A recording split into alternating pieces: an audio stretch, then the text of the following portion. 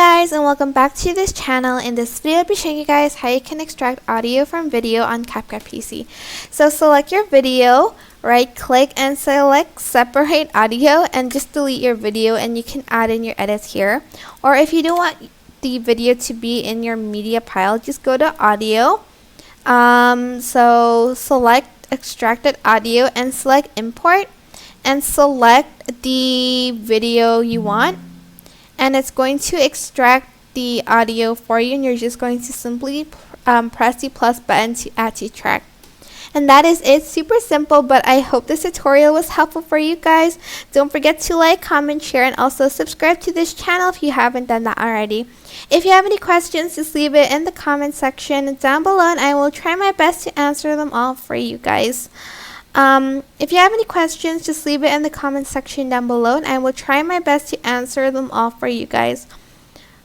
Sorry, that was wrong. I meant if you found this video helpful, please click the thanks button above the description box down below. Thank you so much for watching. Bye!